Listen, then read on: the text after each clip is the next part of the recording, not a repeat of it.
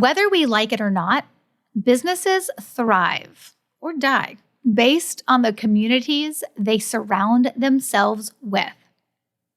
But have you ever thought about your business's communities? Let's talk about it. You are not just another hustling salesperson. You are the expert, the resource, the valuable partner for your clients. And how you grow your business should reflect how your clients see you. Welcome to the Roadmap to Grow Your Business podcast. We generate referrals without asking, build positive client experiences, and help you take control of your business. Here's your charmingly sarcastic host, Stacey Brown Randall. Hey there, and welcome to episode 202 of the Roadmap to Grow Your Business podcast. I'm your host, Stacey Brown Randall. It is a harsh reality, some very true information when we think about how our businesses thrive or wilt away and die based on the communities they surround themselves with. And I'm talking beyond just your client community. But have you really ever given much thought about your business's communities? Communities are all about connections, making connections, being connected. So have you really given a lot of thought, though, to the different communities your business has? Well, if you haven't, and even if you have, I want you to buckle up for a great conversation with Erica Young. I wanted Erica on the podcast because what she teaches is rooted in science. You guys know how much I love the fact that it's really tough to argue about science because it's factual. She studies networks and communities, and she's a pretty cool person, if I do say so myself. So let me officially introduce Erica to you, and then we'll jump on over to the interview. Erica is a lifelong student of networks. She now brings those learnings to Anthemis as the head of community and network. She applies these principles to drive portfolio company growth and harness the power of the Anthemis network to cultivate change in the financial system. She's also the founder of the Reliants Project, where she helps people and organizations understand how networks shape our well-being, relationships, and communities. And that's what we're going to focus on in this interview today is the work that she is doing with the Reliants Project. She uses techniques developed in the field of computer science, physics, and sociology to map existing people and organizational networks to generate insight. These insights can be translated into habits, processes, products, and or services to drive change. Okay, let's go straight to the interview. I know you're going to enjoy this one. Erica, I'm so glad that we have the opportunity to have you on the podcast today because as I mentioned this already in your intro, I was so glad when Jordan had actually connected us together. And then I spent some time looking at some of the work you did and we got to have a call last year. And I think the work you do is brilliant. And to be honest, you're probably the best one to truly explain it. So I did a high-level intro of you, but do you mind digging in for us and kind of explaining the brilliant work that you do and how it all came to be with the position that you have? Sure. So I can kind of explain it as a little bit of a story. So I moved to London about 6 years ago, and I decided to keep track. I didn't know many people when I moved here, and I decided to keep track of who I met, in what context I met them, and what kind of strength of relationship we achieved over time. And I was just to figure out, well, what are some of the myths we tell ourselves about how we build a network? And what are some of the tactics that actually seem to work? And when I started to try and figure out how am I going to visualize and kind of analyze this information, I stumbled down the rabbit hole of what's called network science. And so that's when I started learning about social capital and how you map networks, and that there's really a whole science behind how we interact with each other as social animals. And so through my work, it became really obvious that, so I work for a venture capital firm, as you mentioned, and I head up our community and network. And I was really looking at all the ways in which networks drive outcomes for us as an organization and for the businesses that we support. And so I wanted to take some of that learning that I had done as the side project called the Reliance Project and really embed that in my day-to-day activities. And so today, I actually do that for a living. Some people call this the community function within an organization. That's kind of a popular term. But the way I would describe what the work looks like is about a third of it is data science, where I'm trying to understand, based on the data we have, what's happening in the network or in the community.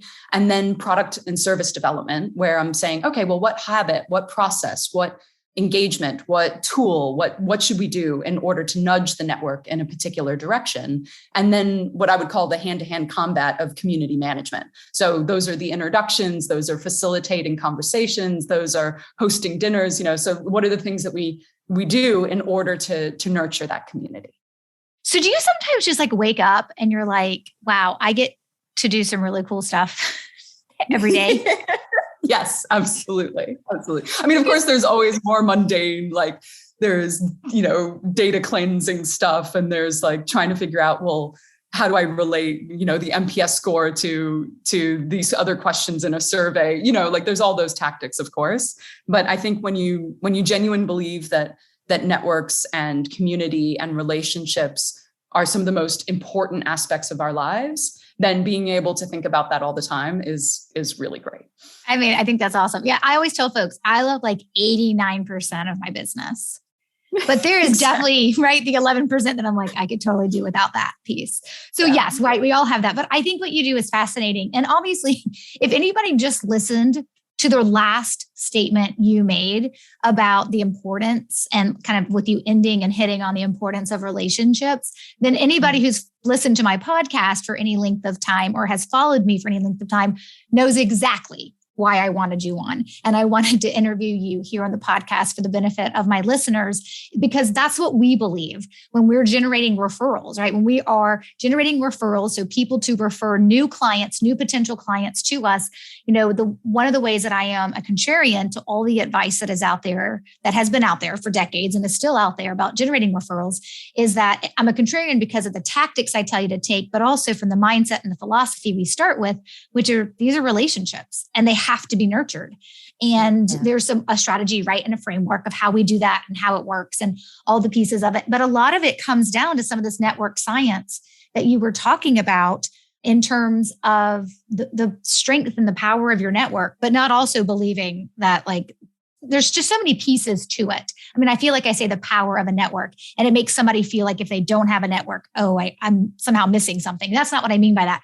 But I mean, this idea of networks and network mapping and relationships and all those pieces they're just so relevant to what we think about and what we're trying to build within our businesses. From my lens, right, is just the referral piece. I mean, you look at it in a lot of different other ways, which I think is awesome. But I love it when I can have somebody on the podcast where I have been talking about something and they're like, yeah, here's the science behind that, Stacey. And I'm like, see, sometimes I'm smarter than I thought I was. Yeah. But I think there's so many people who have a strong intuitive understanding of this. And so then they hear what the science is and they're like, well, of course it's that way. But that's because you have that bias because you've always been that way, right? But there are lots of people where that is not intuitively obvious to them. And another point that you draw on that I think is really important is there is no such thing as a perfect network, period. A network can be in a moment optimized for a certain outcome, but there's always trade-offs in terms of when it's optimized for one thing, it's usually lacking in another way. So true. So true. We're going to be able to pull out so many fun little tidbits that you say when we create the social media for this episode. It'll be great to kind of see because yes, I can just see all these amazing golden nuggets that you're going to drop on us today. I mean, you've already given us two. So this is awesome. Okay. So one of your articles, after we first got connected and we had our conversation, you had sent me some of the work that you had done as I was trying to prepare for how best to break down all the brilliance that you know of and do it in 20 minutes or less. So one of the articles that you did that caught my attention that I was like, yes, I really align with this this thought process and the way that you see things from that network science perspective. But one of the articles that you wrote is it's not only who we know, it's who they know. And then you break down who we know and how it influences different parts of us, like what we know, what we do, and the success that we have. And so I'm going to link to that article in the show notes, because that was the first article other than our conversation that I got to start to understand the work that you do and how you do it. And then so I will link to that article in the show notes for this episode. But that then took me to something else you had sent me, which is where I want us to dig in for today, which is 10 limiting beliefs that are holding you back from connecting with others. So I will also, it's another one of your articles, I will also link to that article in the show notes for this episode as well. But the 10 limiting beliefs that are holding you back from connecting with others are so good. But I did just pull out 3. It was really hard. There was like 4 that I was like, oh, if we had time, we can talk about 4. And maybe we'll come back around if we can. But I really wanted to dig in to 3. I was very like, okay, we are not having an episode without these 3 being discussed. And so what I want to do is I want to read the limiting belief, right? And I don't think that needs to be explained. But for anybody listening that's like, wait, just make sure I know what a limiting belief is. That's something you believe that is usually not true. But we convinced ourselves usually that it is true. That's typically and then it holds us back from achieving our goals because we don't do anything different, because we believe, right? Exactly, that limiting belief. So we're going to dive into 3 of them. If we have time, I may loop back around with the other one that I really love, but we're going to dive into these 3 first and just have a conversation about each of these, because these are the things when I think about the people that I work with. When I think about my clients and those that are in either building a referable business or they're in one of my individual programs like Growth by Referrals or Referable Client Experience or Referring Machines, like when I think about the people that I work with and those that I get to know, and then I think about the people who are considering working with me or just following and listening and growing based on the content and the resources that we put out for free, or those that are somewhere in between, what I find is that these 3 jumped out at me, because I know that there are definitely people who believe parts of these. Maybe you believe all 3 of these. And so us dissecting them, I think, will be super helpful. So the first one is actually limiting belief number 1. And that is making effort with your network is self-serving. So the limiting belief is making effort with your network is self-serving. But that's not true. So Erica, tell us about it. Well, I think what's fundamentally the challenge here is that people typically think about building relationships or cultivating community on a linear scale. So that you imagine a line on one end is organic, which means you're not putting any effort in, but you are developing a network organically, right? So everybody believes that that's good and true and desirable. And that the other end of the spectrum is being calculating. And that means that you're putting effort in, but you have some deception or you have some you're trying to extract value, right? And so if you think about it with only those 2 options, it's quite limiting, right? But the reality is that it's actually what I would call a 2x2 matrix. So there are 4 quadrants that you can imagine. So instead of from organic to calculated or calculating, you can think about it in terms of effort, but also whether you have only yourself in mind, as well as, or both you and the other person in mind. And so when you do that, you can say, okay, well, if I'm putting no effort in, but I have all of us in mind, then I'm really thinking organically, right? So, and that's, you're not putting any effort in, but if something comes across your path, you're really happy to support that network or that relationship. But you could also put no effort in and only have yourself in mind. And you might describe that as being opportunistic, right? So, I can take advantage of that situation, right? I didn't proactively seek it, but I could take advantage of it. So that's not a space we want to hang out in. As we previously discussed, there's calculating, right? I only have myself in mind and I'm being proactive, right? So I'm seeking for opportunity to extract value. But the one we really want to hang out is cultivating, right? I have both you and I in mind, and I'm putting effort in. And when you think about it from that perspective, it seems so obvious that putting effort in shouldn't be a negative thing. But we tend to reduce it to a more simple set of options. Yeah. And I think that what's so key there, right, is when you add in that dimension of intention. Like, what is your intention in this space when it comes to your network? Is it purely self-serving? Or are you looking at it, like you said, cultivating those relationships with the intention of being mutually beneficial? And absolutely. Yeah. And the truth is, it's not like every conversation or every run-in with your network or every opportunity you have with a person in your network or a group of people in your network or your network just in general is always going to be mutually beneficial, right? I mean, at the end of the day, sometimes it may just be more about them than it is about you. And sometimes it may be more about you than it is about them. And that's okay. But it does come from that intention perspective. Exactly. Yeah. And exactly. And how it's almost like you think about it. I mean, I don't think people really think about it as a favor bank, but I think there is that sense of reciprocity that you notice over time, right? So if someone is always letting you pay for lunch, at some point you're going to stop taking them out for lunch. That's so true. You know what it made me think of when you said like keeping track of the favors or whatever? I think that's how you said it. It got me thinking, well, I think favors are still tracked in politics, but outside of that, because then I instantly my head went to the show Billions, that's all it is keeping track of favors and that show Billions from a political perspective. But yes, I think you're right. I think that, if something consistently happens and it's always one way, right? The other person typically will pull away and be like, okay, this isn't mutually beneficial. But most of the time we go into these conversations and these opportunities, or they fall into our laps. And if we come at it from that perspective, it's just being open, right? And intentional about how do we both win? And I don't think we're thinking those words, but that's where our heart and our mind is. I think those are the moments that are sometimes where the best things happen that we could never have seen coming unless we just really took advantage of that moment and to look at it from that intentionality to be mutually beneficial. Yeah, absolutely. And I think for the people, like if you're so lucky as to have someone in your life that hosts dinner parties and brings groups of their friends together or proactively makes introductions between the people that they know, you never look at them and think, oh gosh, they must be getting some kickback or some benefit for doing this. Otherwise they wouldn't do it, right? Like the people who you notice in your community that are very good at cultivating networks and cultivating relationships are the sorts of people that you really value being around because they take that workload off you. Right. And they make that connection still happen. And all you have to do is show up.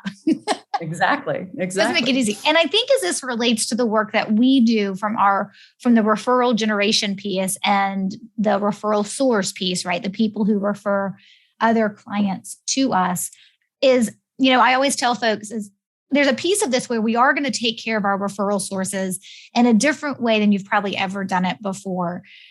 And you ultimately, let's be super honest here. We're hoping that the way that we take care of these referral sources and the language that we use and that we do will get them to obviously provide more referrals. But I always tell folks, for this to ultimately work for you, you have to truly believe that the people who refer you deserve to be taken care of. It isn't like you're doing this to get more from them. You come at it from the heart of, oh my gosh, you put your reputation on the line every time you refer me and you hand me a new client that I don't have to pay thousands of dollars to get on my own as a lead. Of course I value that. And of course I want to thank for that and show, my thankfulness and my gratitude. And I want to take care of you because I know that you are putting yourself, right? You're putting your reputation out there on the line. And I want you to know I don't take that for granted. And I always tell folks with the work that we do, that is the mindset you have to come at this from is that, of course, I want to take care of the people who take care of my business because from my perspective, that's the right thing to do. But on the same token, most people, it's like that natural thought process. They're like, oh yeah, that makes sense. Of course, I want to take care of the people who take care of my business. So it's not like we do it because we're only here to get more referrals. Obviously, that is an end result of what we want to have happened. But we come at it from that mindset and that philosophy of, but I'm going to put them first. Because that's the right thing to do. That's the thing that I need to do because of what they are doing for me. And so I think that's why limiting belief number one spoke to me so much is because I think when people are first dipping their toes into this whole referral space and they're like, how do I get referrals? And a lot of the tactics that you're taught about generating referrals, like asking and compensating and networking to just know a ton of people to always be seen. Those three sound very self-serving because they are. They're not focused on the who is going to do the referring and the relationship you have with them, and then the effort you're going to put into cultivating that relationship. So that's why I love limiting belief number one, is because a lot of people come in and they're like, wait, so what I'm doing, it's a mindset shift to you're not doing this to be self-serving. You're doing this to serve others because in this case of what they're doing, but that also doesn't mean any effort you make is only for your pure intention. It's for the good of the network. It's for the good of the relationship. Yeah. And the language that I would use is you're not trying to be calculating, you're trying to be cultivating in that context, which I think is quite a powerful mindset shift. And it's also interesting because there's this huge movement within mostly, startup land called community-led business, where basically businesses are realizing that cultivating a community around their business actually makes them more resilient, and that investors are interested in seeing that you've built a community around your business because they think that makes you more resilient as a business as well. And so this is playing out in many different spaces right now. That is awesome. Okay, let's move on to the next limiting belief. So actually, we're going to go to the end of the list, and we're going to look at limiting belief number 9. And this one is, if you keep track, you lose the magic. Okay, Erica, tell us about this one. I think it was a engagement party. And I was talking to this guy and I started explaining what I do. And he looked at me and he goes, "You kind of seem like the sort of person that keeps your friends in a spreadsheet." and I started laughing and I was like, "I do, in fact, that is correct." And I think his concern or his pushback around it was, well, does that make it kind of, are you reducing it to, ones and zeros? Are you making it, are you losing the emotion? Are you losing the value and the kind of tactile aspects of the relationship because you're reducing it down to spreadsheets? And I think, like so many other things that we, I'm a quantified selfer, right? So, which basically means that I like to track things about myself in order to improve. So I have a Fitbit, I track my steps, I track my sleep, I track at certain times in my life, I've tracked calories, I might track, how much I've run, whatever the case, whatever you track in your life in order to make it better. Like, here's another place where if relationships are the single biggest indicator of whether we live a long and happy life, gosh, wouldn't you want to track that and make sure that you're doing the best that you can to maintain high quality relationships? And so I think that this losing of the magic is a complete myth. And I think the more that you think about, again, you wouldn't be angry if somebody tracked your birthday, right? And made sure to call you on your birthday, or that they noticed that you've given them 3 referrals and wanted to say thank you for having done that, right? Like nobody's going to be angry with that sort of tracking. So the idea that you lose the magic, I think is something we need to discard as quickly as possible. I mean, definitely. And I love that you said, what I heard was you track your friends in a spread. What you said was tracking friends in a spreadsheet. What I heard was spreadsheets are good, because if anybody knows, if anybody's been any of my students right now, the clients that are in my programs are like, "Oh my gosh, Stacey and her spreadsheets." Like, she just loves herself some spreadsheets. And a lot of the templates that we build for our clients to use, whether it's tracking referrals or the top 5 metrics that we measure, or whether it's keeping that master list of who our referral sources are, who our potential referral sources are, or the plan of how we're going to take care of them. Like, we track all that stuff in a spreadsheet because I know that it's the simplest tool. Like, most people can manage that. We're not trying to do fancy pivot tables, but I say that only because everybody that works with me is like, "Oh Lord, Stacey and her spreadsheets." But to your point, right? So the actual point of this limiting belief is that I just love that when you were like, somehow if you're managing those relationships digitally, right, in that spreadsheet or somewhere else, that somehow that negates, right, the magic of it, or the value of it, or the ability for it to deepen and strengthen a relationship. And I think you're right, because it's impossible to keep all those things in your head. So obviously, if they're important to you, tracking makes sense. Yeah. And you think about things like recency bias, right? Like, one of the challenges, and I'm referencing very personal examples because I think that helps people connect with it easier than maybe in a business context. But if you're on WhatsApp or iMessage or whatever tool you use to communicate with friends, for text messages, and people fall off the first page, you sometimes forget to contact them, right? Or you don't respond to their last message because it's what's top of mind that gets the attention. And so I think when you create systems and processes that help you capture what's really relevant, what's important, but maybe not urgent, or that's important, but maybe not recent, I think that's really critical to maintaining really healthy relationships. I could not agree more. I mean, there's one of the things that we talk about when people are like, "Okay, I'm going to get serious about my referrals."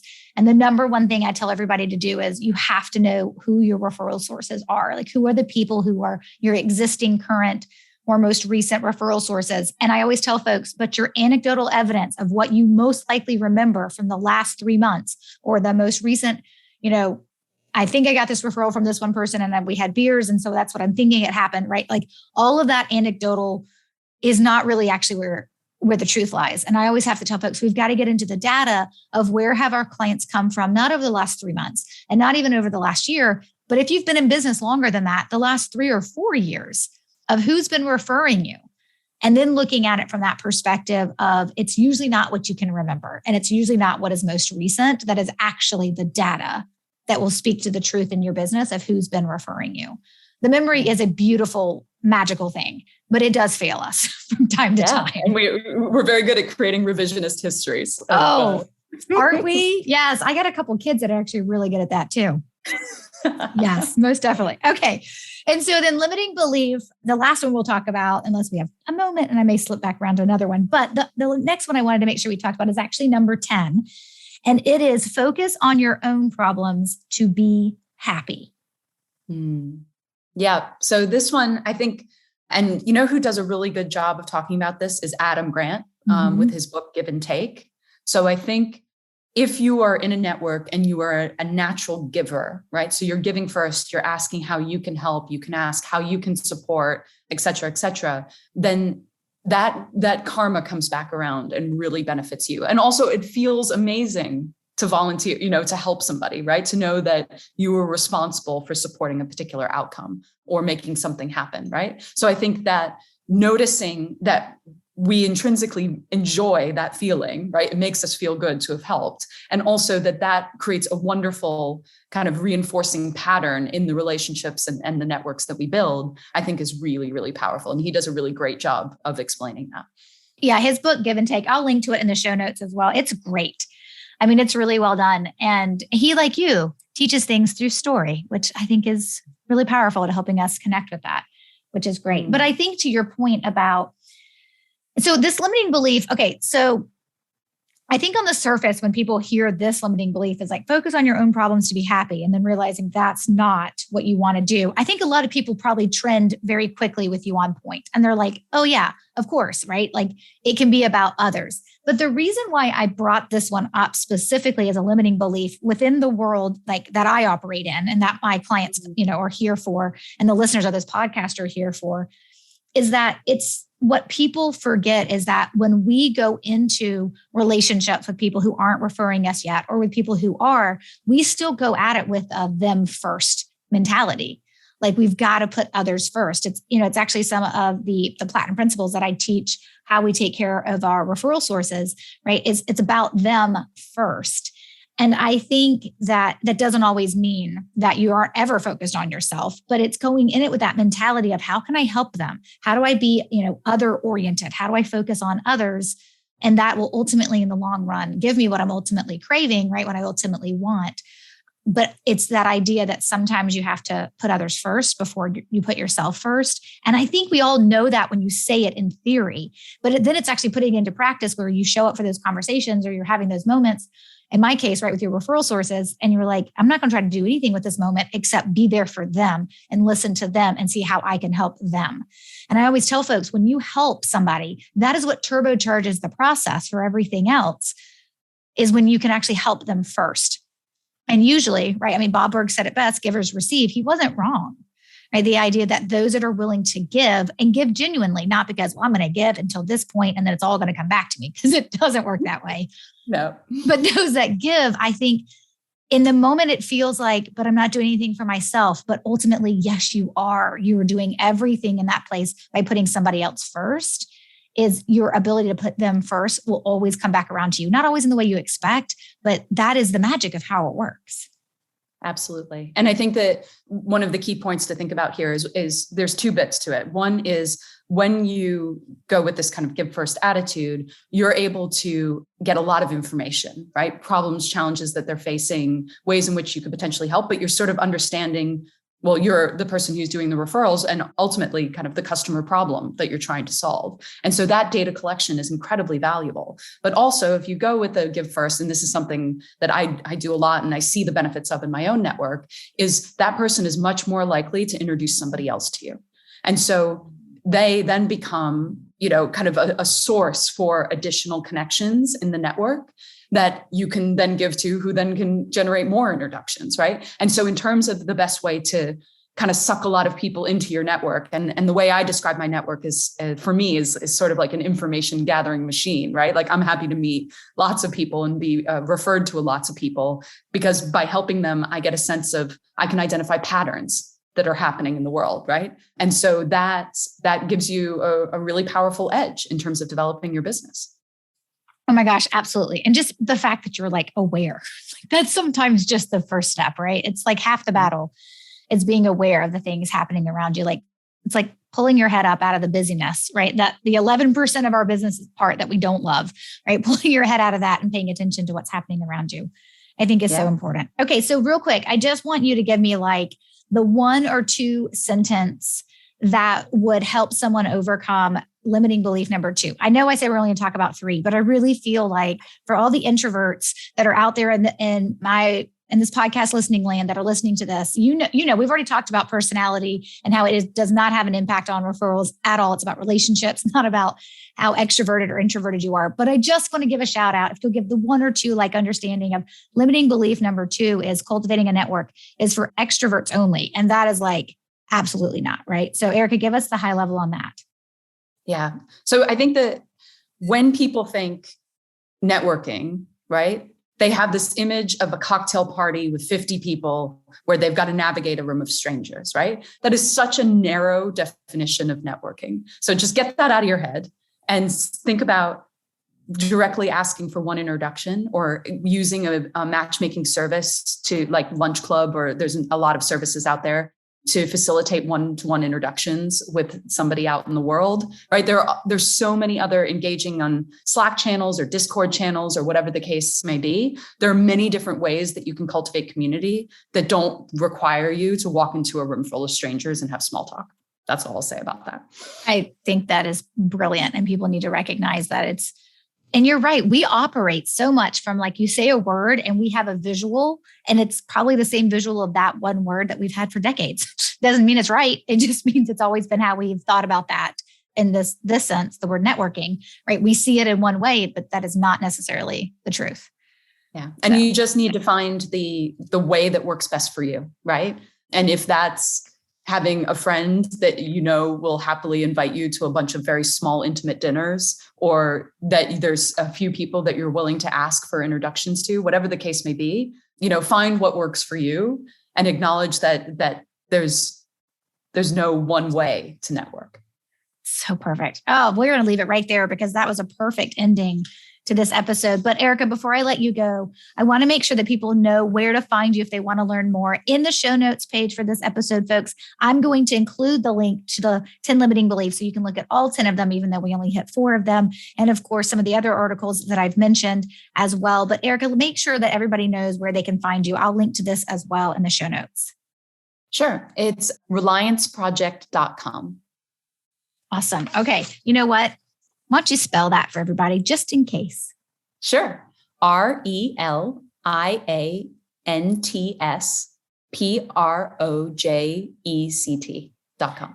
So people are thinking, Stacey, we all know how to spell Reliance, but just in case, right? I have to remind people to put the E in my name all the time. I just like the spelling sometimes to be out there. So yeah, no. And if this helps as a trigger. So Reliant was a British car from the 1930s or something, but it's the word that I use for people that I rely on. So they are my reliance. I love it. That's fabulous. Well, Erica, thank you so much for being on. You have some more amazing work that you are doing. I mean, we didn't even dive into some of the other stuff that you're doing, from the social mapping and the week ties and all those things. So I would love to have you back on the podcast and we can dig in and go a little deeper with some more great research that you're doing. I'm happy to come back anytime. Thanks so much for having me.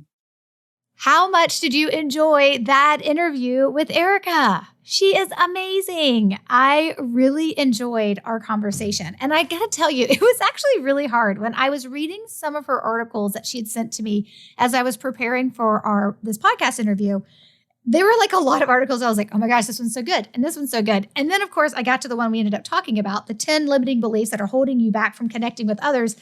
And then For the sake of time, I only picked out a couple that we could actually talk about, and there's more. And as I mentioned in our interview, we are going to link to this article and more information on how you can connect with Erica on the show notes page for this episode. So again, the show notes page for this episode is stacybrownrandall.com/202. And Stacy has an E. And you'll be able to check out her article and the work that she's doing with the Reliants Project. I also want you guys to know that if you can just take a little bit of time and think through what we talked about today, I'm going to dive into this a little bit deeper next week. And I'm just going to talk through my thoughts on interviewing her and then my reflections on the interview as well next week. But I just want to say real quick, have you ever wanted to work with me personally? Then reach out via email or on social media and let's connect about what that would look like. I know I would love it. All right, next week is episode 203, and I am digging in deeper on the things that were in the interview with Erica to give you some points that I want you to reflect on and to think about, of course, as it relates back to your business, but specifically referrals. Until then, my friend, take control and grow your business. Bye for now. Thanks for listening to the Roadmap to Grow Your Business podcast. To access all resources and links mentioned in today's show and to connect with Stacy, head over to www.stacybrownrandall.com.